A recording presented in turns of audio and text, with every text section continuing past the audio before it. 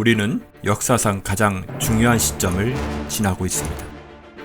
하나님께서는 하나님의 일을 하시기 전에 사람을 준비시키셨음을 우리가 알고 있습니다. 하나님 말씀은 마지막 때에 대추수, 대부흥의 때가 있다고 분명히 예언하고 있습니다. 아멘. 하나님의 말씀이 그대로 성취될 것을 믿습니다. 예레미야 눈물은 잠자는 교회와 영혼을 깨우기 위해 노력하고 있습니다. 이 가슴 뛰는 일에 함께 하길 원하시는 분은 카카오 채널로 연락 주시기 바랍니다. 당신은 위대한 하나님의 사람입니다.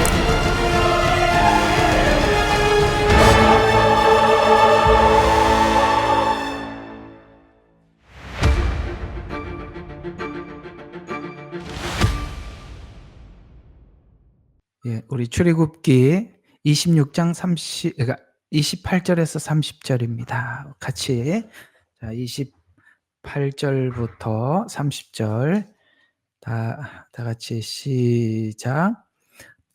널판 중간에 있는 중간에 있는 가운데 빗장은 이 끝에서 저 끝까지 미칠 것이니라. 너는 널판에 금을 입히고 빗장을 넣은 자리에 금고리를 만들어 그 빗장들에 금을 입힐지니라. 너는 산에서 내게 보여준 그 양식에 따라 성막을 세울지니라. 여러분, 같은 본문이지만 여러 시간 여러분들과 함께 하게 되네요. 요즘 우리가 다들 느끼는 감정들은 아마 비슷하리라 생각이 듭니다. 우리 성경은 이렇게 기록되어 있고 성경은 이걸 말하고 있는데 누군가 여러분들과 함께 신앙생활을 하고 있고 교회를 다니는 분들과 이야기를 하다 보면 전혀 성경에서 말씀하고 있는 대로 믿는 것이 아닌 정말 다른 이해를 하고 있는 분들을 우리가 쉽사리 만나게 되지요. 같은 성경을 가지고 있지만 신앙의 이야기를 나누어 보면 또 너무나도 성경이 얘기하고 있는 신앙의 성향과 다른 그런 사람들을 만나게 될 것입니다.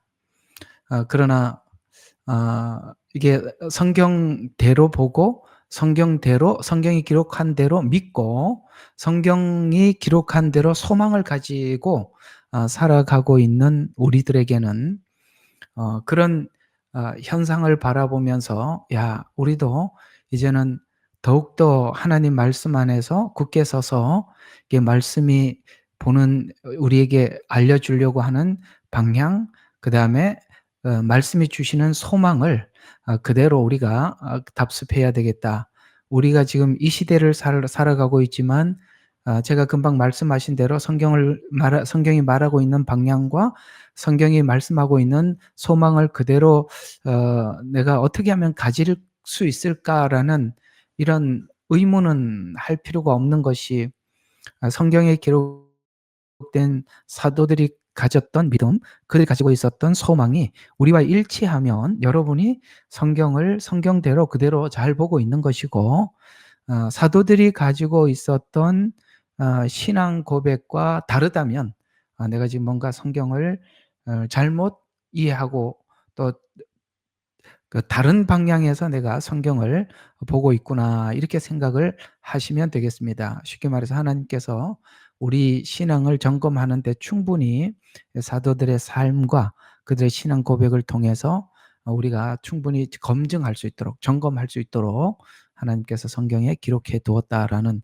이야기가 되는 것입니다.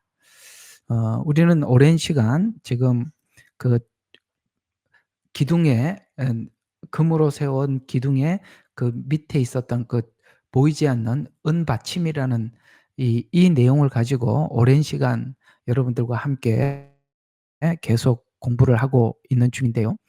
저번 주에 여러분들에게 은받침대는 속전의 십자가 복음이다라고 여러분에게 말씀을 드렸었죠. 그 십자가 복음이 기초가 빠지고 나면 그 기초가 뭐든지 기초가 참 중요하잖아, 그죠? 집이라는 것이 세워져 있지만은 그 기초가 선명하지 않으면, 튼튼하지 않으면 그 집이 무너지는 것처럼 우리 신앙도 겉으로 나 있는, 보이는 것은 여러분들과 저의 신앙 생활이겠죠. 어떤 생활들이겠지만, 그러나 신앙 생활을 하는 원인이 뭐냐, 기초가 뭐냐, 그 원인, 곧 원인이 되는 기초가 다른 것이 들어와 버리면 내가 지금 아무리 하나님 앞에 행함, 곧 이 보이는 집이, 건축물이 서 있다고 하더라도 그 기초가 무엇이냐에 따라서 나중에 바람이 불고 창수가 나면 무너지게 될 것이고, 반석 위에 오직 십자가 복음, 여러분 반석이라는 것은 여러 돌이 아니라 한 큰 돌을 이야기하는 것입니다. 거기는 다른 이유가 없다는 거예요. 예수님을 믿는 다른 이유가 없다는 것입니다. 오직 예수 그리스도를 믿는 믿음 위에만 집이 서 있다면 바람이 불고 창수가 나고 7년 환란이 다가오든지 내 생애에 어떤 환란이 다가오더라도 무너지지 않을 것이고, 만약에 모래 위에 여러 가지 다른 이유, 그 기초가 예수님 십자가 복음이 아니라면 우리는 반드시 무너질 수밖에 없다라고 말씀하고 있는 것이 바로 반석 위에 세운 집과 모래 위에 세운 집의 비유가 의미하는 것입니다. 그래서 우리가 십자가 복음의 기초가 빠지면 자연스럽게 그 기초가 다른 게 들어오게 돼 있다는 것이죠. 그래서 성도 개개인도 십자가 복음을 듣고 십자가를 지고 가지 않고 쉽게, 우리가 트럭에 싣고 간다는가, 쉽게 십자가를 지고 가려고 한다면 여러 가지 방법을 제시할 것인데, 그 제시해 놓은 것이 우리가 오늘 살펴볼 다른 신학들, 다른 기초들, 그런 것들을 우리가 생각해 보도록 하겠습니다. 그래서 오늘 이 그림은 참 중요한 단서를 가져다 주는 거죠. 안 보여줘도 되겠죠. 하도 많이 봐서 이제 여러분들 머리 기억 속에 있으리라 생각을 하고, 자, 계속 보도록 하겠습니다. 자, 모퉁이의 은 받침대는 그러니까 서로 연결됨을 의미하는데, 널판의 밑부분은 두 촉으로 되어 있고 코너 부분은 좀 특이하게 이 둘이 같이 이렇게 만나서 따로 이렇게 벌어지지 않고 떨어지지 않도록 그렇게 이 코너스톤이라 그러죠. 모퉁이 돌, 예수님이 모퉁이 돌이라고 표현을 하고 있는데, 그 부분은 은 받침대를 만들어서 그 두 촉이 각각 하나씩 끼우게 되어 있는데, 이제 총 이게 48개 그렇게 하니까 96개다. 이거는 여러분들 이쪽에 20개, 이쪽에 20개, 이쪽에 8개니까 맞지요? 이쪽 이렇게 하면은, 자, 이거 계산은 그냥 지나갑시다.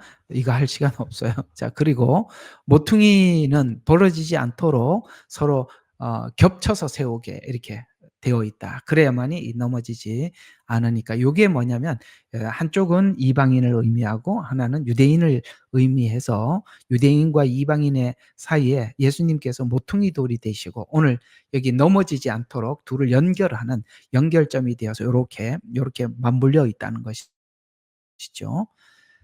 이게 아무것도 아닌 것 같지만 지금 보니까 이게 너무 중요한 그림이었다라는 것을 우리가 확인을 하고 오랫동안 여러분들과 함께 이 말씀을 나누고 있는 것입니다. 자, 쉽게 말해서 이런 이야기가 되죠. 구약 없이 신약을 이해할 수 없고 믿을 수 없다고 저번 주 말씀을 드렸습니다. 연결된 것을 자꾸 이렇게 그 신학의 발전, 오늘 한번 쭉 보도록 할 건데요. 이 신학의 발전사들을 보면, 이 발전도 아니죠. 이상하게 발전해 갔는데요.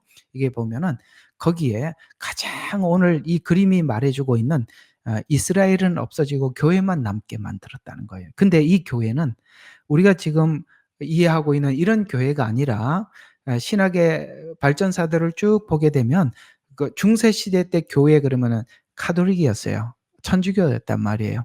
그러니까 천주교가 중심이 되어서 신학은 흘러내려왔고, 지금 현재 개신교라고 하는, 그러니까 개신교라고 표현하고 있는 오늘 우리 같은 교회들도 칼빈과 루터, 그러니까 칼빈을 중심으로 장로교회가 시작이 되잖아요. 그래서 이렇게 시작되었던 이 칼빈을 중심으로 시작했던 이 장로교나 이런 지금 성결교나 감리교나 순복음이나 우리가 이제 이해하고 있는 대로 그쪽이에요. 침례교는 약간 성격이 다른 거니까 제가 이렇게 빼놓은 겁니다.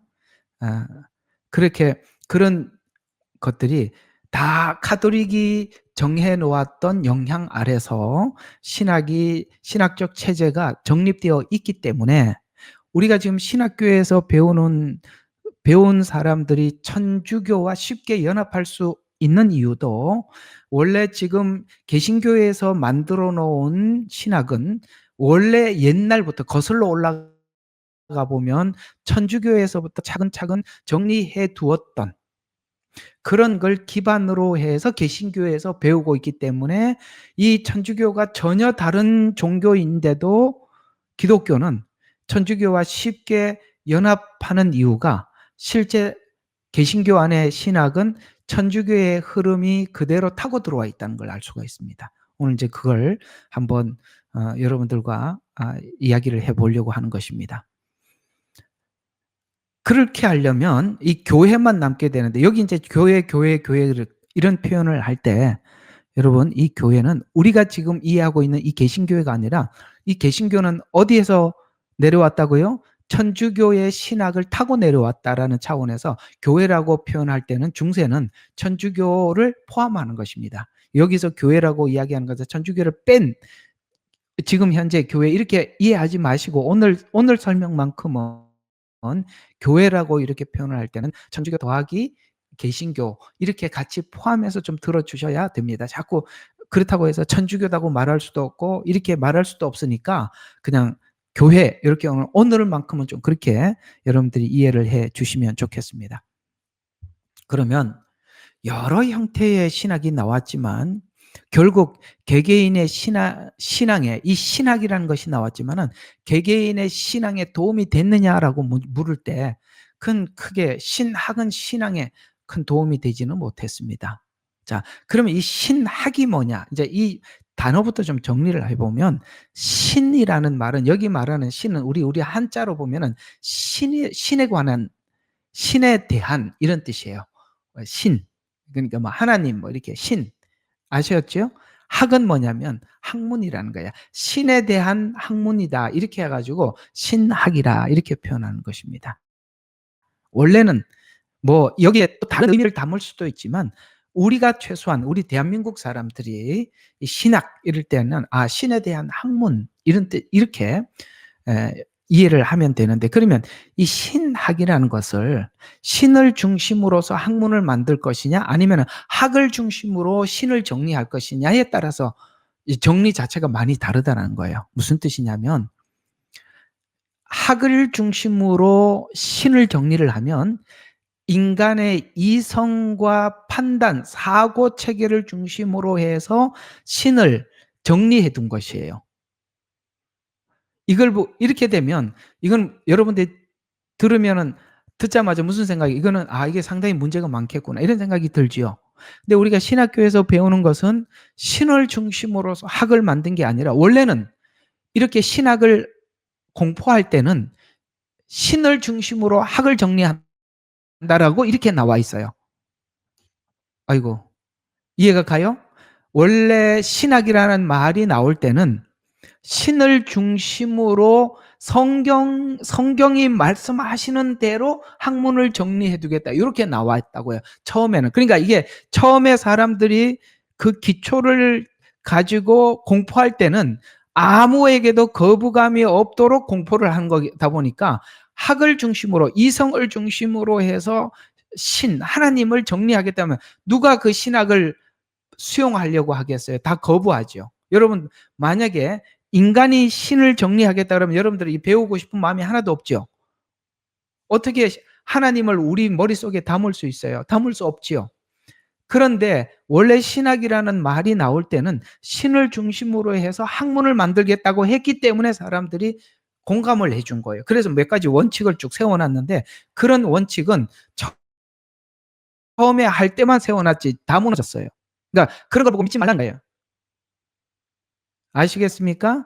사람들이 항상 처음에 이야기할 때는 거부감 없이 이야기해. WCC, WEA, NCCK 이런 거 만들 때 누가 거부되는 말을 가지고 기초를 세우겠어요? 아닙니다. 모두 다 공감할 수 있도록 사람들에게 간판은 좋은 이름을 쓰지요. 맛있는 집, 뭐 이렇게 쓰지요. 가서 먹어봐야 아는 거니까. 그래서 그런 이야기를 가지고 속지는 마라. 학을 중심으로 사실은 신이 정리가 되어 있기 때문에 지금 현재 신학은 인본주의 중심의 학문이지 하나님을 중심으로 한 것은 아닙니다. 그러니까 여러분들은 신학을 안 했고 성경만 봤기 때문에 제 이야기가 잘 들리는 거예요.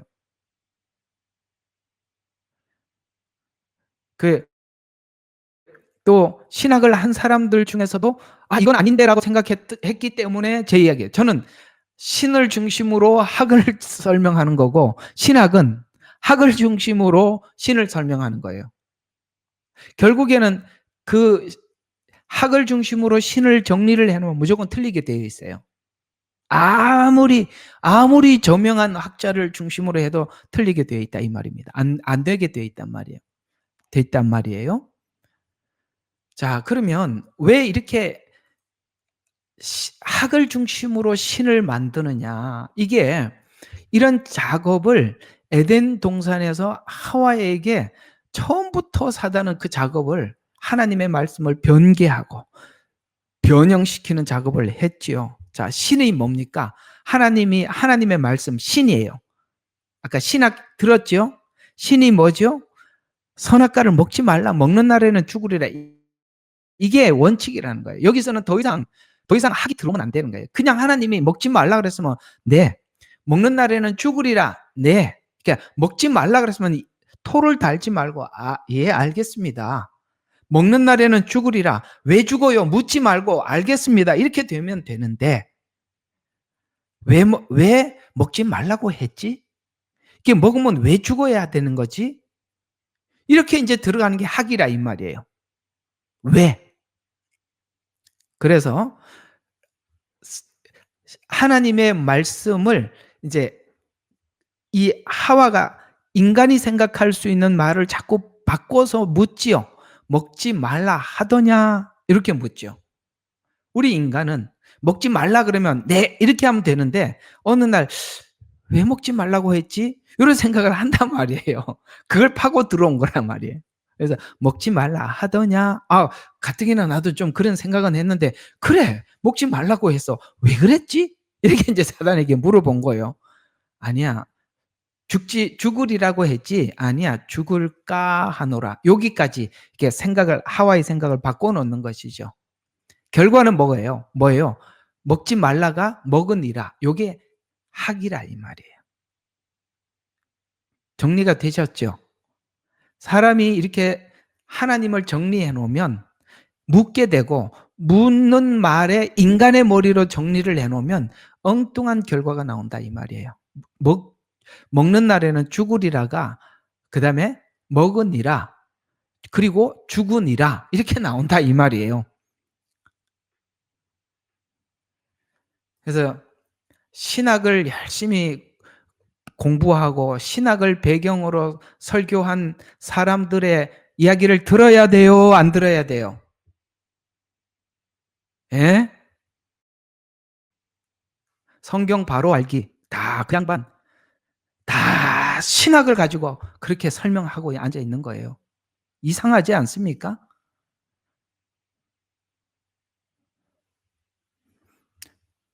보면은 알아요. 저분이 성경을 가지고 말을 하는지 어떤 신학을 배경으로 지금 뭘 떠드는지 들어보면 저는 다 알아요. 그러니까 그런 겁니다. 예. 자, 계속 봅시다. 그래서 인간의 이성을 중심으로 시작한 신학의 발전사를 우리가 한번 볼 필요가 있어요. 지금 우리 왜 이렇게 성경은 이렇게 말을 하는데 왜 사람들은 전혀 성경과 다른 이야기를 할까? 오랜 역사를 통해서 신학이 엄청나게 많이 변질되었기 때문에 그럽니다. 자, 그러면 그 가장 기초가 무엇부터 뺐느냐? 무엇부터 오늘 여기 두 촉이 있다 그래서 신약과 구약, 유대인과 이방인 아시겠어요?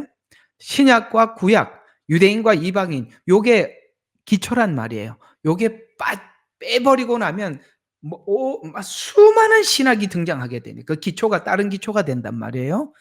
그중에 가장 먼저 빼야 될 게 뭐냐면 바로 이 대체 신학입니다. 이 대체 신학. 이게 뭐냐면 대체 신학이 가장 먼저 등장하기 시작했는데 그 배경이 우리가 왜 대체 신학이 왜 이렇게 대체 신학을 기준으로 천주교가 오랫동안 울고 먹었고 개신교는 이 대체 신학을 보지도 못하고 그 천주교가 정리해둔 이 대체 신학 아래 지금 현재 이런 신학이 정립이 됐느냐. 자, 볼 필요가 있어요. 그래서 우리가 이런 과거에 이렇게 변질되었던 과정들을 그냥 이렇게 우리가 몰라도 되는 게 아니라 필연적으로 추적해 볼 필요가 있어요. 자, 이 콘스탄틴 대제, 여러분 아시죠? 기독교를 국교화시켰던 사람입니다. 272년부터 337년이니까 약 65년 정도 이렇게 황제의 자리에서 아주 길게 했던 사람입니다. 근데 그가 이제 그 재임 기간 중, 그러니까 313년에 밀라노 칙령에 의해서 기독교가 공인되었으니까 콘스탄틴 대제가 재임하는 그 시기겠죠. 313년이니까. 그래서 기독교를 공인하면서 이 공인을 해놓고 보니까 가만히 관찰을 해보니까 신흥 종교는 기독교가 신흥 종교로 그때 등장을 했는데 가만히 보니까 유대교는 옛날부터 오랫동안 내려온 걸 본 거예요.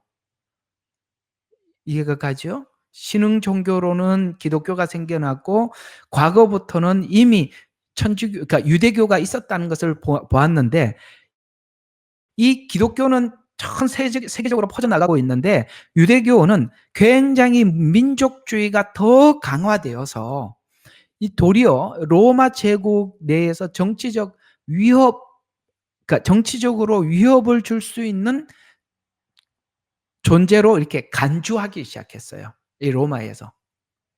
이해가 가시죠? 그래서 굉장히 이 유대교, 그러니까 기독교보다 유대교 때문에 이들은 굉장히 정치적으로 위협을 받았었어요. 그래서 이제 어떻게 생각하기 시작했냐면은 기독교는 이제 이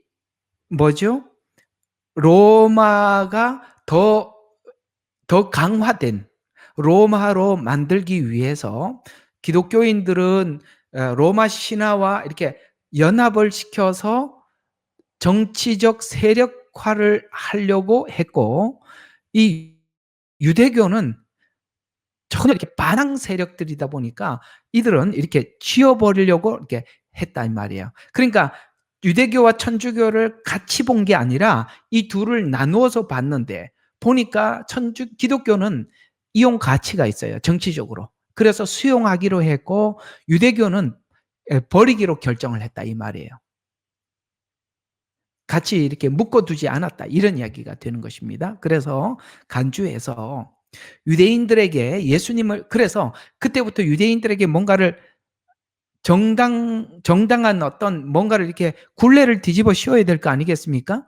그때부터 이제 나온 이야기가 우리가 흔히 기독교에서도 아직도 그 잔재가 기독교에 그대로 남아 있는 것 중에 하나가 뭐냐면 이런 겁니다. 유대인들에게 예수님을 십자가에 죽인 책임을 지워요. 저들은 예수님을 십자가에 못 박아 죽인 아주 악한 민족으로 이렇게 책임을 지워서 모든 사람들에게 이게 반유대적 분위기를 만들어서 유대인들의 관습인 안식일, 유월절 이런 것을 금지시키면서 기독교 기초가 되는 유대인, 곧 유대인들을 지우니까 자연스럽게 뭐를 보지 못하게 만드느냐면 구약을 보지 못하게 해요. 근데 여러분들도 아마 그런 게 느껴질 거예요. 화요일에 이렇게 성경 공부를 제가 모세오경을 중심으로 해서 복음과 연결을 시켜서 여러분들에게 말씀을 드려보면 이 구약에 있는 모세오경이 이 신약에 있는 복음과 전혀 다르지 않는 같은 내용이라는 걸 계속 연결시켜서 참 신비롭지 않아요?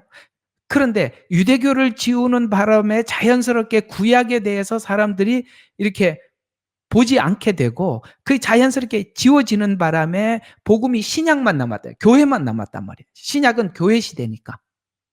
교회에만 남아있는 바람에 구약에서부터 흘러왔던 하나님께서 말씀하셨던 율법이 주는 왜 복음이 필요한지를 율법이 설명해 주고 있는데 그 율법의 설명 없이 복음만 쥐다 보니까 뭐가 없어요.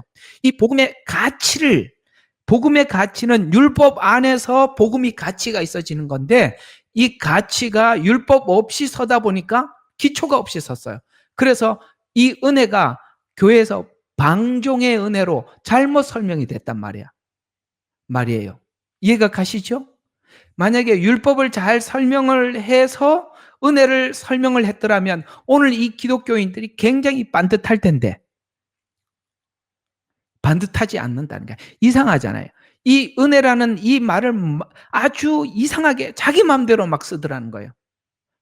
그래서 예수를 잘 믿는다고 하는데 은혜는 있다고 하는데 은혜는 언제 써먹냐? 왜 이렇게 우리가 뭘 잘못하고 용서를 안 하면 왜 이렇게 은혜 없이 살아? 이런 데만 은혜를 쓰더라는 거예요. 완전히 은혜라는 이 개념 자체가 율법 없이 혼자 남다 보니까 마음대로 흔들리는 거예요. 유대교의 언약의 흐름, 그래서 그래야만이 예언이 보인단 말이에요. 예언을 봐야 그 예언의 성취로서의 예수님의 초림을 보는데, 그리고 재림을 보게 되는데, 그 구약의 예언이 빠진 상태에서 신약의 예언만 보다 보니까 요한계시록만 자꾸 쳐다보고 앉아 있단 말이에요. 그러니까 예언 자체가 이상하게 변형이 된 다른 이상한 구약 예언과 전혀 다른 예언으로 풀어지더라는 거예요. 그러니 왜 유대인들 반유대주의가 생겼냐? 결국은 이 반유대주의로 인해서 교회가 기초를 잃어버리게 만드는 거예요. 이렇게 많이 공감하시지요? 예. 그래서 지금 여러분들이 이상한 사람들을 자꾸 만나는 거예요. 아, 이게 성경하고 많이 다르구나. 저 사람이 믿는 이 신앙 고백이 성경의 고백과 많이 다르구나. 이런 걸 보시게 되는 것입니다. 그래서 이걸 보고 이제 유대인을 지우는 작업. 그 유대인을 지우는과 동시에 구약이 함께 지워졌는데 이걸 보고 우리는 대체 신학이라 이렇게 표현한대. 그럼 대체 신학은 언제부터 이렇게 형성되었는가? 자, 보면 대체 신학은 기독교가 하나님의 새 언약 백성으로서 이스라엘을 대체했다. 그래서 교회가 이스라엘을 대체했다는 신학적 주장으로서 이게 아까 말하는 것처럼 이 313년이면 그 콘스탄틴 대제가 기독교를 국교화시켰고 그 국교화시키고 난 이후에 교리적으로 기독교 성경을 교리적으로 체계를 세워야 되는데 이때가 누구냐면 교황이 세워진 천주교 체제로 들어가는 거예요. 그때 신학이 세워졌는데 그때 그 오리겐, 아마 이 오리겐이라고 하면 여러분들이 들어본 신학자일 거예요. 그러니까 평신도라고 할지라도 많이 들어본 이야기예요. 사실은 이 평신도라는 말 자체도 천주교에서 나오는 어떤 신분을 나누기 위해서 만들어 놓은 거예요. 원래는 이 평신도라는 말은 천주교에서 나온 말입니다. 원래 교회는 평신도라는 말 자체가 없어요. 그냥 성도라 이렇게 이야기를 하는 겁니다. 참 이런 용어들도 우리가 입에 배워서 그렇지 문제가 많은 겁니다. 자, 어쨌든 그래서 그 당시에 이렇게 교부들이라고 하면은 이때 교부들이 3, 4세기에 그 신학을 체계화시키기 위해서 많은 사람들의 인물이 있었는데 오리겐, 그다음에 아우구스티누스, 이게 영어는 그래서 저는 영어를 못합니다. 그래서 이런 사람들이 이 대체 신학 사상을 발전시킨 사람들, 이 사람뿐만 아니라 그때 지금 신학을 체계화시킨 것을 지금도 배우고 있어요. 놀랍죠? 그걸 칼빈이 이걸 바꿔놓은 게 아니에요.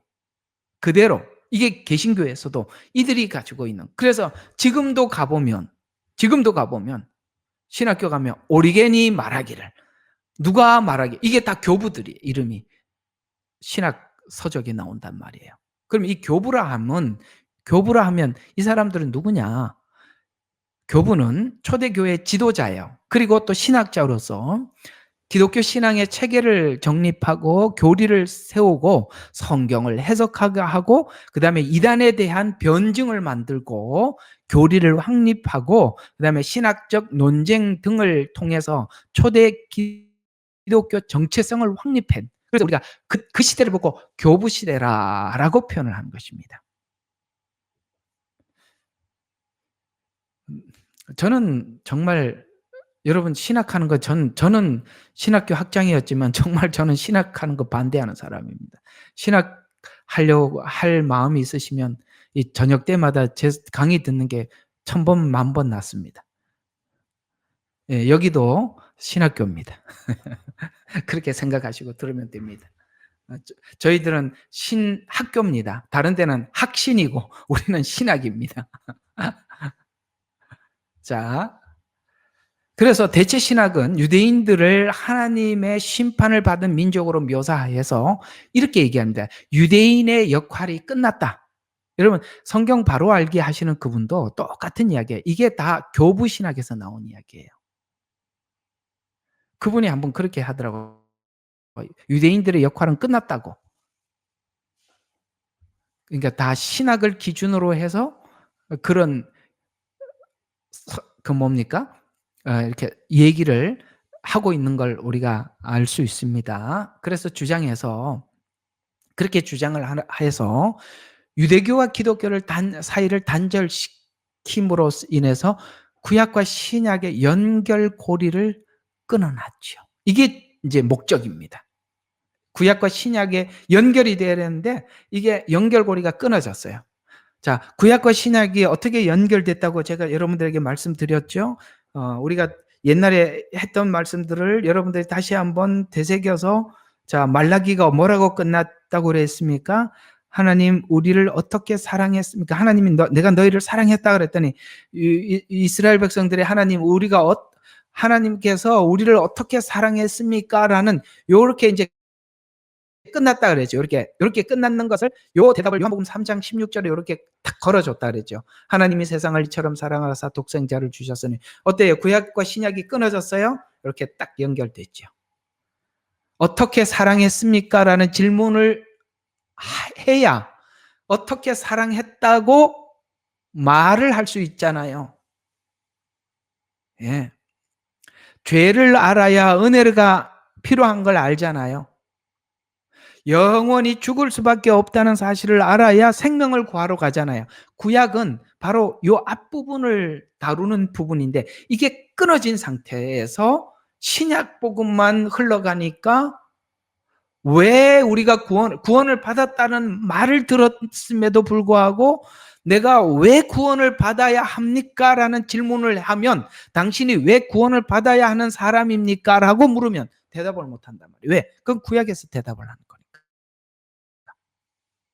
이게 끊어진다는 것이 그렇게 심각한 거다 이 말이죠. 그래서 이렇게 끊어놓은 결과 기독교가 받은 영향은 기독교 신학 기초가 반유대주의적 기초 위에 세워져서 교회와 유대인 사이에 적대감이 심화시켜 둘을 화평케 하려 오신 십자가의 의미가 무색해져. 아까 이 코너에 둘이 넘어지지 않도록 이렇게 서로 이렇게 감싸주라 그랬잖아요. 이 코너. 요게 끊어져 버렸다니까. 그러니까 유대인 따로 놀고 이방인 따로 노는 거예요. 구약 따로 놀고 신약 따로 노는 거예요. 구약 예언서 따로 놀고 신약 예언서 따로 노는. 이해가 가시죠? 이게 연결이 안 돼. 이게 연결이 안 되면 우리 신앙에는 믿어도 의심이 많이 생기는 거예요. 왜냐하면 성경을 통해서 믿어지지 않으니까 다른 방향으로 신비주의 쪽으로 가는 거예요. 하나님 제가 믿게 해달라고. 그러니까 하나님 믿는 믿음을 달라고 기도를 하는데 하나님이 뭔가 이렇게 마음에 확 들어오면 믿어졌다가 어느 날은 너무 기분이 나빠서 안 믿어지고 말씀의 기초에 서 있지 않으니까 자꾸 감정은 흔들리니까 하나님 앞에 막 기도하면서 매달리고 뭔가 하나님이 약간 믿을 만한 어떤 느낌을 주면 믿습니다 했다가 어느 날 또 그게 아니고, 이런 왔다 갔다는 이런 기초가 없어서 그런 거란 말이에요. 신구약 안에서 확인한 말씀은 우리에게 아주 깊고 분명한 신앙의 기초를 제공해 주는데, 이 신구약이 끊어지고 나면 이렇게 문제가 클 수 있다는 거예요. 그래서 이 화평케 하려 오신 십자가의 의미가 사라졌어요. 교회가 지향하는 유대인의 언약을 이어받은 이방인의 관계의 핵심을 보지 못해, 유대인과 이방인의 이 관계의 핵심을 보지 못하게 만들었어요. 중간에 이 중세 시대에 계속 개신교가 이런 시간을 보내오다가 칼빈과 루터를 통해서 종교 개혁이 있었지만, 여전히 루터는 더 반유대적 사고, 아시겠어요? 예. 더 반유대적 사고. 이 루터가 반유대적 사고는 엄청나. 여러분, 루터가 독일 사람이라는 거 아시죠? 그 영향을 히틀러가 이어받아서 그 많은 유대인들을 아우슈비츠 가스실에 집어넣는데 일조한 겁니다. 그때 그들이 신념으로 가지고 있었던 것이 루터가 쓴 책을 보고 그들이 그렇게 행동을 한 겁니다. 루터는 엄청난 반유대적 사고를 가진 사람입니다. 근데 요즘 사실 칼빈과 루터를 가지고 종교개혁주의를 이렇게 해가지고 지키는데, 참 모르겠어요. 항상 그렇게 보면 제가 또 이게 종교개혁 이상한 뭐든지 반대하는 그런 사람 같아서 참 마음 아픕니다. 알고 그 뒷배경을 보고 나면 이것이 얼마나 사단적인지 보이는데, 어쨌든 그렇습니다. 참 괴롭습니다. 같은 믿는 사람들을 이렇게 이야기를 해야 된다는 것도 참 괴롭습니다. 이런 얘기를 하지 말아야 되는데, 이게 현실적으로 드러난 부분들을 우리가 알고는 있어야 돼요. 우리가 배우고 있는 것이 이런 사고 아래서 신학적 체계가 세워졌고, 신학적 기준을 가지고 설교하고 강의하시는 분들은 전부 다 바로 이런 사상이 기본적으로 깔려 있다는 거, 본인이 모를 수 있어요. 왜냐하면 학교에서 배운 대로 하다 보니까. 그래서 반유대주의적 사고 아래 종교개혁이 일어났고, 이 문제는 여전히 칼빈을 중심으로 한 장로교 똑같죠. 그 정신은. 그래서 이 세대주의 신학, 그 다음에 대체 신학으로 시작된 신학의 문제는 모두 유대인과 이방인을 끊어내려는 시도로 신구약의 연결점이 끊겨서 현재 교회들이 성경에 깊이 있는 이해를 하지 못하게 되고 수많은 이단 사상에 노출된 것도 바로 이 대체 신학이에요. 그러니까 이만희가 얘기했던 걸 우리가 귀담아 들을 필요가 있어요. 자기가 메시아라는 거예요. 근데 왜 그렇게 생각하느냐? 왜 사람들이 왜 질문을 안 할게? 그 사람들 답변할 거 준비해 갖고 자기가 그런 얘기할 거 아닙니까? 그 사람이 얘기한 게 기가 막힙니다. 천주교가 타락해서 개신교가 종교 개혁을 일으켰다는 거예요. 근데 지금 개신교가 타락했기 때문에 신천지가 대체한다는 거야. 대체 신학이라는 거예요, 자기들도. 봐라, 천주교가 타락했기 때문에 기독교가 대체했듯이 기독교가 타락했기 때문에 신천지가 대체했다는 거예요. 그럼 신천지가 타락하고 나면 또 누가 대체하죠? 그럼 하나님 교회도 그럴걸요? 아니야. 이만희 말고 우리가 진짜야. 자기가 대체. 그래갖고 자기가 예수라고 이야기하는 많은 사람들이 이 대체 신학을 꺼내서 봐라, 교회 다 타락했잖냐, 이렇게 얘기를 한단 말이에요. 대체 신학은 계속 대체 신학을 계속 만들어내는 거예요. 그러나 구약에 있는 이 이스라엘은 변함없는 이스라엘이에요. 그걸 그대로 뒀더라면 이런 대체 신학, 이런 이단들이 나오는 것을 금방 이야기를 하고 지적을 했을 텐데, 이 대체 신학을 교회가 그대로 가져왔으니 교회가 타락, 그 사람들 그러면서도 떳떳하게 신천지가 대체됐다고 아주 당당하게 이야기하고 있어요. 어쨌든 그렇습니다. 그래서 세대주의 신학과 대체 신학으로 해석을 아주 어지럽게 만들어 놨어요. 이게 어지러워야 되거든요. 그래야 자유주의 신학이 나오는 발판이 만들어지는 거예요. 이런 기조가 기초적으로 없어서 자유주의 신학이 나오면 누가 그걸 수용하겠어요? 그러니까 이렇게 어지럽게 만들어 놓고 그 다음 단계가 자유주의 신학이 딱 나오는 거예요. 쉽지요? 자유주의 신학 나오자, 만약에 그때 바로 이 자유주의 신학으로 갔더라면 사람들 다 알아차렸을 텐데,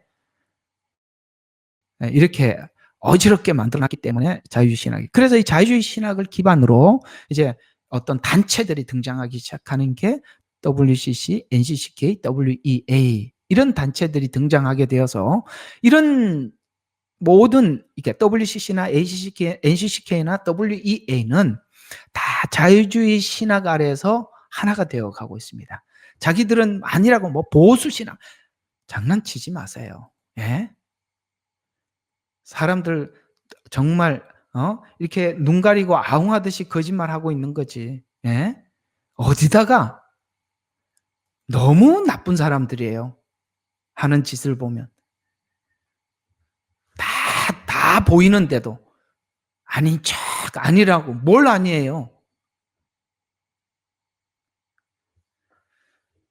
그래서 이 자유주의 신학은 믿음의 기초인 성소 기둥에서 우리가 볼 수 있듯이 은 받침대를 빼고 다른 것을 집어넣기 때문에 시작한 거예요. 십자가 복음. 아시겠습니까? 그 십자가 복음이 구약부터 흘러내려왔던 그 보혈, 아벨의 피로부터 흘러내려온 예수님의 피, 그 피의 복음 말이에요. 속전, 우리를 위해서 대신 죽으신, 이게 빠진 바람에 다른 기초를 넣기 시작했는데 이로 인해서 얼마나 많은 문제가 등장하게 되었는지 상상을 초월하는. 그래서 자유주의 신학은 구약과 신약이 연결된 그 기초의 틀을 깨물어서 인간의 이성으로 이제 각자가 자유롭게 해석하기 시작하는 거예요. 자유롭게. 마음껏 성경을 해석해라. 자, 여기 있는 이름대로 부르면은 여러분의 이름 하나 한 사람, 여러분들 마음껏 성경 해석하세요. 이렇게 된 거예요. 마음껏. 틀이 깨졌단 말이에요. 십자가 복음이라는 틀이 깨져버렸단 말이죠. 그래서 여러 가지 성경 해석 기법이 등장하기 시작했어요. 기법. 그러니까 마음대로 해석을 하니까 기적을 기적 그대로 믿지 않으니까 기적을 이제 막 해석하기 시작하는데, 여러분 사람이 아까 학이 신을 정리하기 시작하면 자유주의 신학의 도로를 깔아주는, 아스팔트를 깔아주는 거고, 그 깔아준 기조 위에 이제 마음껏 막 달리기 시작하는 거예요. 그래서 성경에 나오는 여러 가지 성경을 해석하는 기법이 나오기 시작하는데, 그게 바로 기적은 상징이다 라고 이렇게 기적을 상징으로 해석하기 시작했어요. 그래서 자, 이게 얼마나 이제 어디까지 막 가는지 한번 보면 이렇게까지 갔단 말이죠. 기적이 역사적 사실보다는 영적 윤리 교훈을 전달하기 위해서 상징성을 가지고 있다. 이건 기적 자체가 아니라 기적을 기록한 것은 그 기적을 통해서 상징적 의미를 전달하려고 하는 것이지 기적 자체는 아니다. 이렇게 이야기를 하면서, 그래서 야, 그걸 어떻게, 그러면은, 야, 실제 있었다고 성경은 이야기하고 있는데, 그럼 당신은 어떻게 그걸 해석할 거냐라고 물어보니까, 예를 들어 이렇게 한 거예요. 물 위로 걸으신 예수님 이야기를 인간의 머리로 기적을 인정을 안 하니까 이렇게 하는 거죠. 제자들이 폭풍 속에서 너무너무 심리적으로 두려움과 혼란 속에 겪다 보니까 예수님께서 막 물 위로 걸어오는 것처럼 보였다는 거예요. 막 심리적으로 불안한 상태에서 보니까 막 이제 어떻게 하면 막 여기 죽게 생겼구나 하다 보니까 그 불안한 상태에서 봤을 때 그렇게 심리적 그 환각 상태 또는 착시 현상으로 설명했다는 거예요. 불안했으니까 잘못 봤다는 거죠. 살고 싶은 마음에 헛걸 봤다는 거지. 그렇게. 그래서 예수님이 실제로 물 위로 걸으신 것이 아니라 얕은 물가에서 저쪽에 멀리서 모래 위에 제일 위에서 이렇게 걸어가고 있었는데, 여기서 착시 현상으로 보니까 꼭 물 위로 걷는 것처럼 그렇게 보였다는 거예요. 이게 어쨌든 이게 사람 머리로 이제 풀면 이렇게 기적은 인정은 못 하겠고 이렇게 푸는 거죠. 그래서 폭풍우 속에서 제자들의 물의 움직임을 오해해서 예수님이 물 위에 서 있는 것처럼 보였다. 이렇게 표현을 했어요. 또 그래서 이 사건이 역사적 사실이 아니라 진짜로 물 위로 걸은 게 아니라 상징성을 가지고 믿음과 구원을 가르치기 위해서 그렇게 그 내용을 그냥 삽입시켰다는 거예요. 시켜서 예를 들어서 물 위로 걷는 것은 믿음의 능력을 설명하기 위해서 우리는 믿으면 물 위로 걸을 수 있다 이렇게 한 것이고, 물에 빠지는 것은 의심을 할 때 인간의 약점을 설명하기 위해서다. 하여튼 이렇게 합니다. 했대요. 이렇게 했대요. 자, 그러면 또 그런 기적뿐만 아니라 얼마나 많은 기적들이 있어요. 조금 이 자유주의 신학에 가면 어디까지 어떻게 성경을 해석하는지 한번 보자는 거죠. 그러니까 홍해를 건넌 사건은 초자연적 요소를 배제하고 기적을 자연 현상으로 설명하려고 했는데, 홍해가 갈라지는 사건은 강한 바람에 의해서 일시적 물리적 현상 혹은 홍해를 갈대 바다로 번역을 해서 해 수심이 얕은 습지를 건넜다. 수심이 깊지 않았다는 거야. 습지를 이렇게 그냥 지나가는 거래. 건넜다고 주장하고, 혹은 쓰나미 현상처럼 갑자기 이렇게 물이 쑥 빠져서 잠시 물이 물러난 경우다. 이렇게 설명. 기적을 믿지 않으니 인간이 이성으로 기적을 설명하려니 이렇게라도 억지로라도 붙여야 되지 않겠습니까?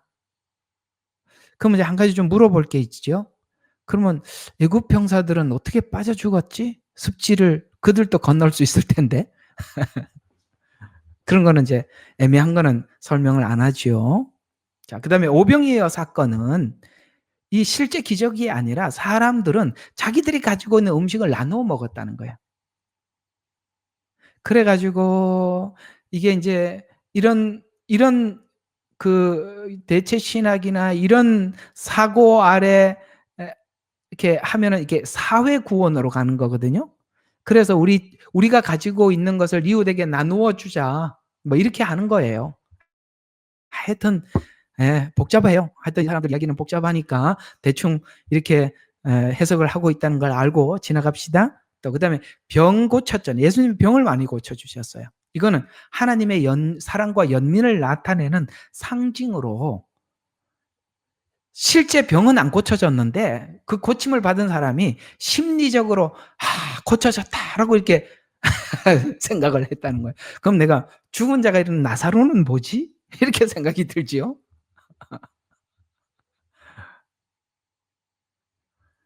그럼 이제 기적 중에 여러분 성경에 나타나고 있는 수많은 기적은 어디로 가는 거냐? 부활을 설명하기 위해서 기적은 앞에 그 부활은 가장 놀라운 기적이거든요. 예수님의 부활을 말이죠. 그걸 위해서 앞에 기적을 표현했는데 이 부활에 와서 너무 이렇게 이걸 또 어떻게 설명을 해야 되나? 이 사람들은 뭐든지 만들어내니까 어떻게 만들어냈나 봅시다. 이 부활을 제자들이 예수님의 가르침에 감동을 받아서 느낀 내적 영적 부활로 해석해요. 실제 부활이 아니라 영적 부활로 해석을 해서 예수님은 실제 죽은 게 아니라 기절을 했다는 거죠. 그랬다가 기절을 했는데 3일 뒤에 이렇게 일어나 보니까 이제 무덤에서 일어나고 그냥 나왔다는 거죠. 그러면 성경이 말하고 있는 뭐죠? 물과 피까지 쏟아 주셨다고 그러는데, 그다음에 죽은 자에게, 그렇죠? 창을 찔려서 물까지 쏟았다고 하는데 그건 또 뭐라고 설명을 해야 되나? 참 난처해졌어요. 두 번째, 도난설. 예수님께서 십자가에 죽으시고 난 3일 후에 부활하신다고 하시니까 제자들이 그걸 실천하기 위해서 시신을 훔쳐갔다는 거예요. 그러면 그 앞에 서서 기다리고 예수님 혹시나 시신을 훔쳐갈까 봐 굳게 서라라고 그 경비병들을 배치해 두었는데 그 경비병들은 뭐지? 그 사람들 따돌리고 훔쳐갔나? 문 앞에서 지키고 있었는데. 참 환각설이래요. 너무나도 이 제자들이 부활할 거라는 그 말씀을 하셔서 기대 속에, 뭘 기대했어요? 제자들이 엠마오 마을로 내려갔는데 무슨 기대를 했어요? 기대한 바람에 환상을 받고 환각을 봤다는 거예요. 그러면 이 500명 형제들 가운데도 보여줬다는데 이 500명도 환각 상태에 빠졌던 건가? 역으로 질문을 하는 겁니다. 또 전설설이래요. 이거는 뭐냐면 제자들에 의해서 과장된 신화로, 신화적 전설이란. 그러면 이게 만약에 전설이라면 초대교회에 가장 많이 증거했던 게 부활이었죠. 그러면 초대교회가 세워진 중심에는 예수님의 부활이 있었고 그 부활은 복음의 중심이었습니다. 그러면 초대교회 전했던 이 부활은 다 가짜인가? 이런 거는 또 입 다물고 침묵하지요. 이게 뭐냐? 왜 이렇게 하느냐, 사단이. 아까 말했죠. 먹지 말라, 먹는 날에는 죽으리라. 그것만 우리가 믿고 가면 돼요. 성경이 말한 대로 믿으면 되는데 왜 먹지 말라고 했지? 그럼 하나님은 먹으면서 왜 우리는 먹지 말라고 그러세요? 죽으리라고 그랬다고요? 나 지금 멀쩡하게 살아있는데요. 이렇게 모든 것이 이런 식으로 가면 우리는 오늘 이 사람들이 이렇게 만들어 놓은 이런 대로 간다라는 거예요. 이런 것들은 결국은 뭘 만들어내려면 하나님의 창조를, 그 다음에 하나님의 전지전능과 예정을 부정하게 만들어서 성경이 말하고 있는 하나님의 권위를 약화시켜서 기독교를 그저 단순한 도덕적이고 철학적인 종교로 만들기 위해서 성경을 철학 서적 정도로 만들려고 하는 의도입니다. 공감하시죠? 그저 성경에서 말씀하고 있는 이 안에 있는 하나님께서 나에게 주시는 자꾸 이렇게 하나님의 말씀 전체를 파악하려고 하는 게 아니라 하나님이 나에게 주는 말씀만 자꾸 받으려고 하는, 이게요 참 나중에 굉장히 편협해져 간다는 걸 아셔야 됩니다. 성경 전체를 자꾸 창세기를 가지고 계시록과 연결을 시키고 복음서와 연결을 시키고 다른 서신하고 계속 성경은 이렇게 연결이 되어 있다는 걸 계속 확인을 하기 위해서 성경을 주신 것이지, 여기 있는 단편적인 메시지만, 내게 주시는 메시지만 찾아 골라 얻기 위해서 성경을 준 게 아니에요. 근데 자꾸 우리는 거기에 머물게 만든단 말이에요. 그러면 언젠가 나도 모르게 성경 전체를 보는 안목이 사라져요. 성경을 믿는 것은, 우리가 하나님을, 성경을 믿는다는 것은 하나님의 창조의 능력과 구원의 능력이 하나님의 사랑과 공의 안에서 준비된 하나님의 예정임을 믿는 것입니다. 거기에 인간이 이해할 수 없는 전능이 있어서 거기에 기적이 있고 창조가 있는 거예요. 병고침이 있고 부활이 있고 죽은 자가 살아남이 있는 것이죠. 이것이 성경이 우리에게 말씀하고자 하는 하나님께서 전하고 싶은 메시지. 이런 메시지들을 지우기 위해서 이 자유주의신학에 인간이 마음껏 해석하게 만들어서 인간의 그 단편적인 머릿속에서 나온 수많은 내용들을 모두 다 공유하게 만들어서 성경의 권위는 하나님의 권위인데 그 권위를 완전히 말살시켜서 이 책을 단순한 불교에 있는 불경이나 무슬림이 가지고 있는 코란 정도의 수준으로 다운시켜서 그 순간 하나님은 그저 여러 신 중에 한 신이 될 뿐 유일한 하나님이 아니라 하느님을 만들어가고 있다는 거예요. 복수형으로. 천지에는 하나님의 신비로운 예정이 있고 전능에는 하나님이 상상할 수 없는 하나님의 신적 개입이 있었는데, 이 말을 성경을 통해 하지 않으면 성경은 세상 철학과 같은 책이 됩니다. 우리가 이걸 하나님 앞에 끊임없이 선포하고 우리가 그걸 믿고 하나님께서 앞으로 하실 일들에 대해서 소망을 가지고 하나님이 바라보고 있는, 우리가 지금 현실적으로는 아니지만 하나님은 하나님이시기에 그 일을 이루시는 하나님임을 우리가 믿고 소망 가운데 주님을 바라보는 것이 오늘 신자들이 바라보고 있는 하나님의 목적지를 바라보는 소망의 믿음이란 말이에요. 이걸 이거는 끊임없이 하나님 되심, 그 안에 기적이 있고 하나님의 능력이 있고 예정이 있고 이걸 우리가 함께 나누면서 그 미래에 이루실 것을 기대하고 있는 것이죠. 이것이 자유주의 신학이 들어오면서 싹 사라져버린 거예요. 그 여러분들이 얘기를 해보면, 야, 예수님 다시 오신다고 성경은 기록하고 있는데 너는 믿냐? 그러면은 전혀 안 믿어요. 그렇게 된 겁니다. 이게 뭐가 이렇게 만들었다고요? 이런 신학들이 자연스럽게 사람을 그렇게 바꿔놓는 것입니다. 그래서 성경의 권위는 곧 악의 권위를 세우는데 절대성을 줘. 그래서 이 악한 이 신학이 등장하면서 이 신학이 가지고 있는 하나님의 권위를 자기들이 인간이 가져온 거예요. 사단이 가져온 거예요.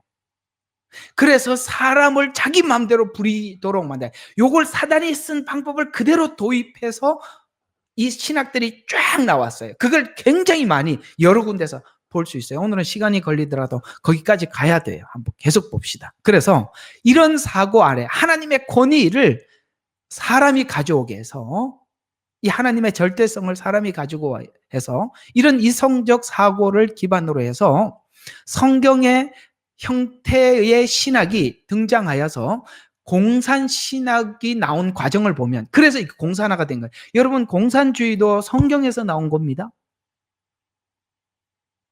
그래서 마치 하나님의 권위를 그 독재자들이 그대로 가져요. 여러분, 북한에 탈북한 분들이 한국 교회에 와서 찬송가를 부르다가 너무 놀란 게 뭐냐면 그 찬송가에 나와 있는 하나님이라는 이름이 전부 다 김일성이만 딱 들어가 있고 내용은 똑같으라는 거예요. 그게 뭐죠? 하나님의 권위를 이 악의 권세들이 가지고 간 거예요. 그래서 이성적 사고를 기반으로 여러 형태의 신학이 등장해서 공산신학이 나온 과정을 보면 성경에 있는 그 권위를, 악의 권위를 세우는데 그 절대성을 두는 거예요. 아, 하나님이 이렇게 절대자가 된 것처럼 인간이 그 독재자가 절대자로 그 권위에 두어서 성경을 이렇게 해석하더라는 거예요. 처음부터 우리가 출애굽 사건은 전부 다 죄와 사망 가운데 사단의 노예에서 묶여있던 우리들을 끄집어내서 하나님의 백성으로 삼기 위한 전 과정을 설명한 게 출애굽기라는 거 우리가 알고 있잖아요. 그렇게 이해를 하고 있죠. 죄와 사망의 영적 설명을 실제적 역사를 통해서 설명하기 위한 게 출애굽기라는 거 우리는 그렇게 알고 있는데, 이걸 그렇게 모르면, 그렇게 믿지 않으면 이런 사람들인데 그렇게 속는다 이 말이에요. 이 사람들은 어떻게 출애굽기를 해석하느냐면은 우리가 구원이 뭐냐라고 물으면 이렇게 이야기합니다. 바로로부터 탈출하는 건데 그 바로로부터 탈출한다는 것은 지주들, 자본가들, 그걸 이제 바로와 같은 존재로 이렇게 설정을 해놓는 거예요. 너희들은 그 아래 노예가 아니냐, 종이 아니냐, 그 종으로부터 탈출하는 것이 그게 구원이다. 이렇게 설명을 해줘. 그런데 그때 옛날에 종로를 타던 사람들이 들어보니까 솔깃하거든요. 이게 성경이 말하는 출애굽이라는 거예요. 그 일을 우리가 하자라고 선동을 해서 바로를 지주라고 자본가들이라고 설정을 해놓고 그들의 억압으로부터 자유를 얻자라고 이렇게 자유선언을 공포해서 무지한 백성들이 백성들을 선동해서 정권을 탈취해서 공산주의 체제를 만든 후 자기가 하나님처럼 권위를 가지게 만들어 놓고 김정은이처럼 말이죠. 그래서 세워지게 한 후에 자신들은 마치 하나님 대접을 받듯이 권위를 높여놓고 성경은 읽지 못하게, 왜냐하면 성경을 다시 보기 시작하면 들통이 나니까. 그래서 성경을 가지고 접근을 했다 나중에 성경을 다 뺏어버리는 거예요. 여러분, 공산사회는 성경을 보면 큰일 나는 거예요. 성경은 빛이기 때문에 자기들이 속인 게 다 드러난단 말이에요. 그러니까 성경을 못 보게 하는 거거든요. 그래서 성경을 다시 읽지 못하도록 빼앗아 완전히 어둠 속에 갇혀버리게 만드는 거예요. 공감하시지요? 이해가 가십니까? 예. 이게 다 자유주의 신학 안에서 공산주의가 나왔다는 거예요. 그래서 복음이 아닌 복음들, 유사한 복음들, 복음을 빙자한 다른 방향을 지향하는 거짓 복음들, 성경은 얼마든지 이 복음에 대한 정확한 이해를 하지 못하면 다른 복음이나 유사한 복음이나 다른 방향을 지향하는 복음에 속을 수 있다는 거예요. 그래서 이렇게 성경 공부가 중요하다는 거예요. 그래서 신자들의 마음이 잠시라도 다른 곳을 향한다면 수많은 함정들이 기다리고, 왜냐하면 너무 많은 가짜 복음들이 아주 여러 가지 형태로 나와 있기 때문에 그런 것입니다. 그래서 지금들이 등장한 신학들이 바로 해방신학, 신정통주의, 페미니스트 신학, 번영신학, 관점신학, 다원주의 신학, 실존신학, 신비주의 신학, 여기까지 좀 할 거예요. 이 신학들을 한번 좀 봅시다. 이렇게 막 신학들을 막 만들어요. 자유주의 신학 아래서 해방신학이 나왔어요. 이건 마르크스주의와 결합된 가난과 억압으로부터 자유가 등장하여서 공산신학, 그리고 앞에 조금 전에 설명한 거, 이게 바로 해방신학에서 나온 거예요. 여러분, 해방신학에서 이제 앞에다 덧붙이면 많은 것이 해방인데, 여성들이여 남편으로부터 해방하라. 미국의 뉴욕의 자유의 여신상이 여성의 해방을 지금도 손 높여 기다리고 있습니다. 그래서 여자들이 집에서 나오는 순간 쾌락 문화가 판을 치고, 남자들은 술집에 가고, 애들은 게임에 빠지고, 사회 기초 질서가 다 무너지게 만들어요. 여성 해방. 여기에 해방신학이 한 개만 나온 게 아니라 여러 가지 해방신학이 나온단 말이에요. 노동 해방신학, 그래요. 노동자여, 자본가로부터 자유를 얻어라. 이게 또 해방신학이거든요. 노동 해방신학이거든요. 그래가지고 이 사회 뭡니까? 이 구조, 사회 구조 자체가 완전히 뒤틀려 놨어요. 아까는 가정을 흔들어 놓고, 사회를 흔들어 놓고, 이게 해방신학이 했던 일이라는 거예요. 이게 뭡니까? 복음 전파가 아닌, 그래서 결국에는 이 성경은 그런 것을, 애굽에서 탈출은 그것이다라고 해서 그 사람들을 이렇게 빠져나오게 해서 아까 로마의 황제처럼 정치적 도구로 활용했단 말이에요. 정말 무서운 게 뭐냐면, 이 공산주의가 왜 이렇게 무섭냐면은, 아닌 거 알면서도 못 빠져나오는 이유가 신앙이 되어서 그래요. 신앙은 타협하지 않거든요. 그래서 정치 혹은 사회 활동에 치중해서, 그래서 요즘 이렇게 한국 교회 보면은 이상하게 완전히 좌경화된 교회들이 해방신학 때문에 그런 거예요. 여러분 만나보면은 이건 정말 불신자하고 대화하는 게 낫지, 뭐 하나도 안 통하는 이유가 이 사람들이 이해하고 있는 구원과 우리가 이해하는 구원의 그 자체가 다르, 질 자체가 전혀 다른 구원이에요. 그래서 사회활동에 치중해서 특정 이념이나 정당을 지지해서 평등한 사회, 곧 이 마르크스의 영향으로 영혼 구원이 아닌 사회 구원으로 변질되었다는 거예요. 예. 이런 목사가 그런 이야기를 합니다. 교회는 영혼 구원을 위해서 하나님 세우신 거 아닙니까? 목사님이 영혼 구원을 위해서 일하셔야죠. 그랬더니 가만히 한참 생각하시더니 영혼 구원도 있긴 있죠. 내가 이제 거기서 더 이상 할 말이 없어요. 영혼 구원도 있답니다. 그게 전부가 아니라 있긴 있답니다. 그게. 그 사람이 이야기는 뭐 구원이, 이해하고 있는 구원은 사회 구원이에요. 전혀 구원이라는 용어 자체가 우리와 다릅니다. 두 번째, 이 자유주의 신학 때문에 나온 것이 또 신정통주의. 이게 뭐예요? WEA가 지향하는 거죠. 앞에 있는 해방신학은 WCC에서, 그 WCC가 기초가 돼서 만든 NCCK도 그렇습니다. 그런데 신정통주의는 WEA예요. 자, 이게 뭐냐면 이 사람들은 번역에나 말씀에 오류가 있다고 주장을 해요. 성경 번역이나 근데 말씀에 오류가 있다. 주장해서 성경의 권위를 약화시켜 우리가 개개인이 마음껏 해석을 하고 주석을 하는 거에 대해서 그 개인들이 알아서 마음껏 해석하라는 거예요. 그런데 마음대로 해석해도 되는데 교회 왜 와요? 그냥 집에서 성경 보고 기도하면서 하나님이 알려주는 대로 예, 기도하는데 이게 그렇다 그러면 예, 알겠습니다. 그러면 되죠. 그 말로 설교 들어요. 성경 읽다가 기도하면 다 알려주시는데 또 그런 사람들이 또 꼭 물어보면 그래요. 사람인데 배울 필요 없이 성령이 다 가르쳐 준다고 했으니 자기는 가르쳐 주고 있대요. 그래서 한번 설명해보라 그러면은 이건 어디 가서 쓰레기장에서 주워온 건지 이거 어디서 주워온 건지 이상하게 갖다 붙여가지고 말이죠. 그러면 하나님이 일하시는 방식은 하나님의 종을 세우시고 그 양떼들을 돌보시는 이 자체 체계는 무너지는 겁니다.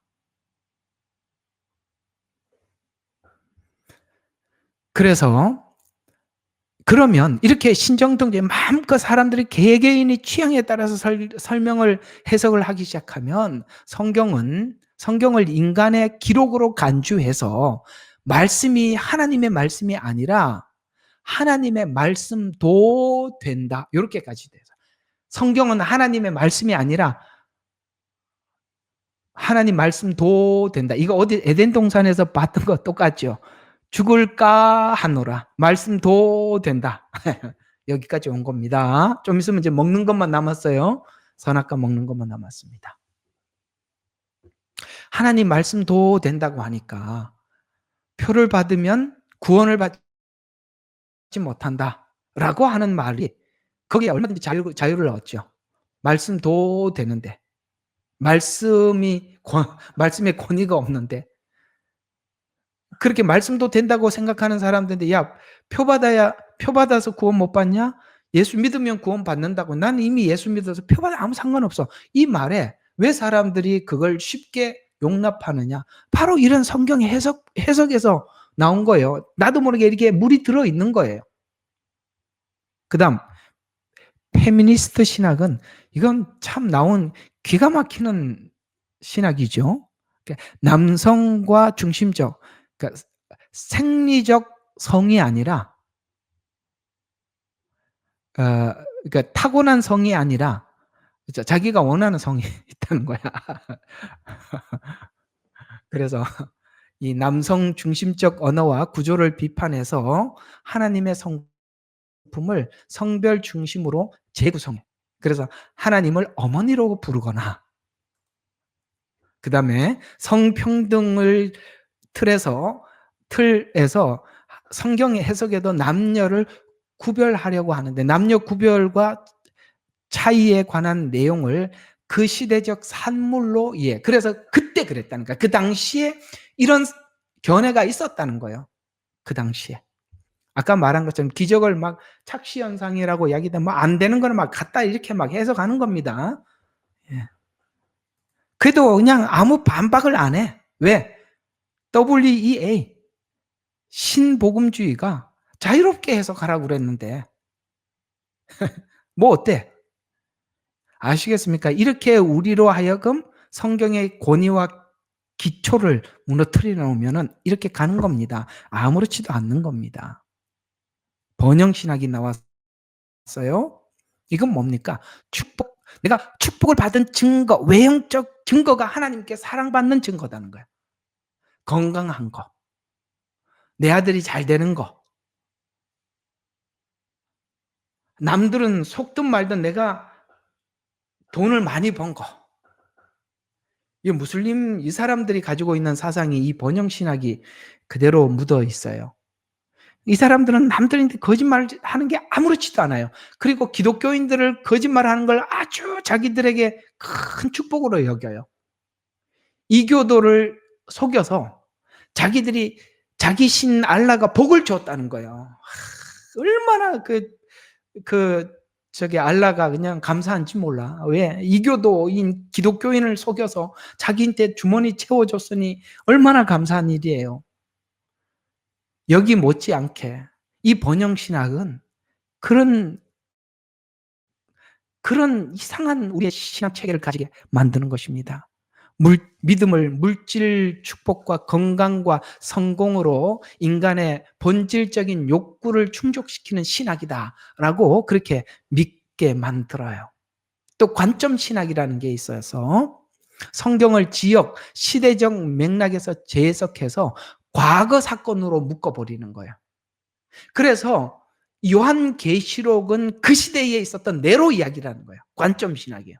그 과거형이지 또 이게 재현되지 않는다는 거예요. 이거 옛날 이야기고 지금 오는 건 없다는 거예요. 이해가 가시죠? 왜 사람들이 구약을 기초로 해서 성경을 기초로 해서 지금 해석하지 않는지 아시겠어요? 그 이스라엘 백성들이 포로로 잡혀가기 직전의 분위기와 마지막 7년의 분위기를 이렇게 연결시키지 않는 이유가 관점 신학이기 때문에. 왜? 그거는 그 당시의 지역, 그 시대적 맥락에서 과거 사건이니까. 그러면 성경이 말하고 있잖아요. 예수 그리스도는 어제나 오늘이나 영원토록 동일하다는, 이거는 또 뭐라고 얘기해요? 그런 거는 애매한 거는 해석을 절대 안 하죠. 이렇게 성경을 보고 있는 사람들은 자기하고 불리한 이야기는 절대 설교 안 합니다.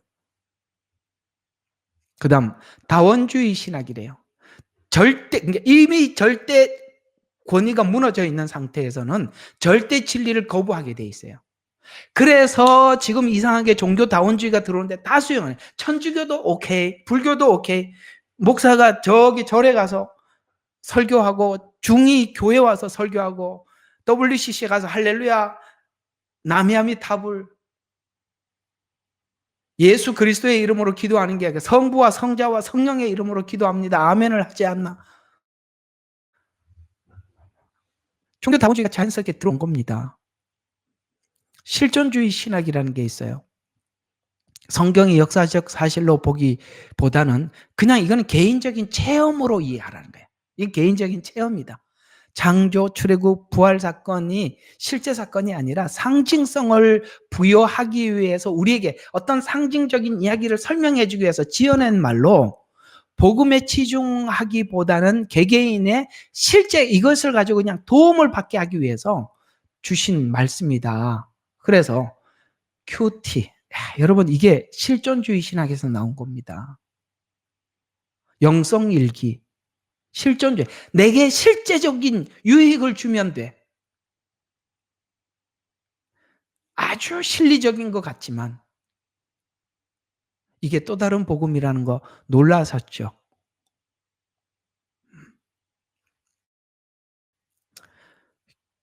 큐티 열심히 하시는 분들은 항상 내가 이야기하면은 뭐라고 그러시더라고요. 세월 지나보세요. 자, 신비주의 신학. 이건 뭐죠? 영적 체험과 직관과 하나님 주시는 딱 지금 주는 직통 계시. 그 다음에 내가 영적으로 막 이렇게 체험했던 거. 그 다음에 개개인이 주신 계시를 중심으로 성경을 봐요. 내가 본 걸 가지고 성경을 보려고 그래요. 그래서 성경 이 텍스트, 하나님 변함없는 말씀보다는 개인 체험을 우선시해서 개인의 직통 계시에 집중하게 만들어서 성경의 권위보다는 자기가 직접 보고 듣는 것에 대해서 그걸 기준으로 성경을 열어가려고 하는, 그건 자기에게 유익이 될 수 있어요. 제가 그런 거는 없다라고 얘기하는 게 아니에요.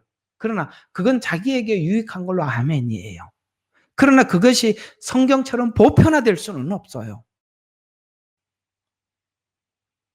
꼭 이렇게 보면 성경은 안 보고, 누가 많이 보고 계속 계시를 받고 그 사람 얘기만 계속 들으려고 하는 분들이 계세요.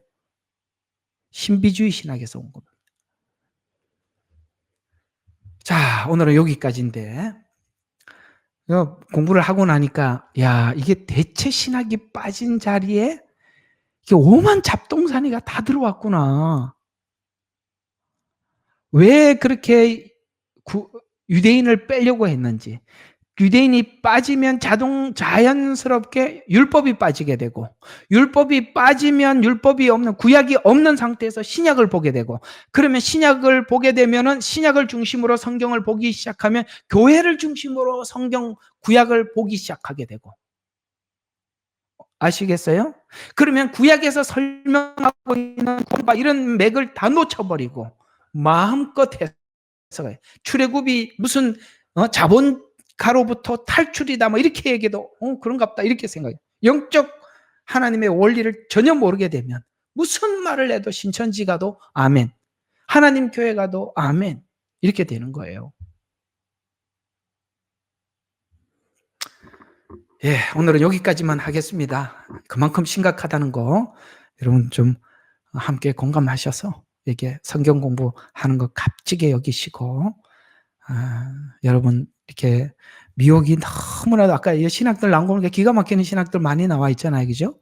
여기에 아무도 속지 않기를, 미혹되지 않기를 주의 이름으로 축원합니다. 기도하고 마칠게요. 하나님, 오늘은 이렇게 두 받침, 그 다음에 그 모서리의 코너에 이게 이음새 이런 그림이 그저 지나가는 그림이 아니라 이렇게도 어느 시간에는 이렇게 중요하게 보여지는 하나님의 귀한 메시지임을 확인하면서 또 그것을 열어주시고 보게 하심에 감사를 드립니다.